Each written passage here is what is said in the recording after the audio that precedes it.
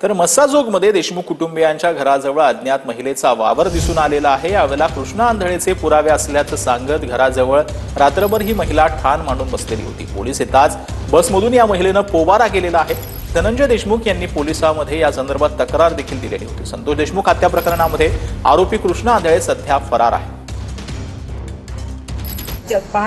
संध्याकाळी 4 वाजता गाडी पकडली कोल्हापूर रत्नागिरीतून कोल्हापूरला आले। 3.5-4 तास लागले।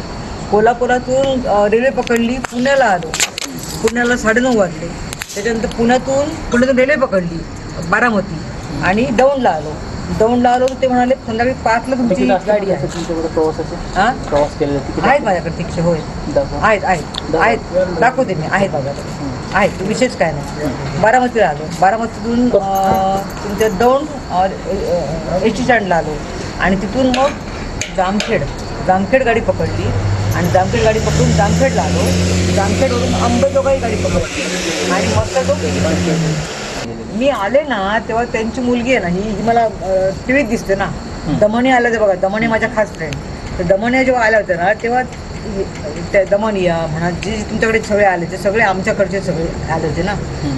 तर तेव्हा ही मला दिसते टीव्हीत प्रत्येक वेळेला आणि म्हणून मला ही दिसल्यानंतर खूप आनंद झाला।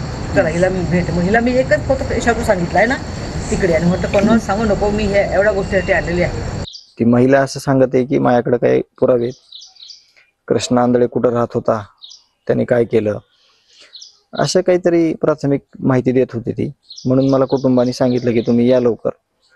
तर मला उशीर झाला यायला, 10:30 वाजले आणि 10:30 वाजल्यावर मी ज्यावेळेस घरी आलो त्यावेळी ती महिला ह्या पॅन्डलमध्येच बसली होती आणि गावकरी आणि गावातल्या काही महिला आणि लेडीज कॉन्स्टेबल पण आलेले होते इथं।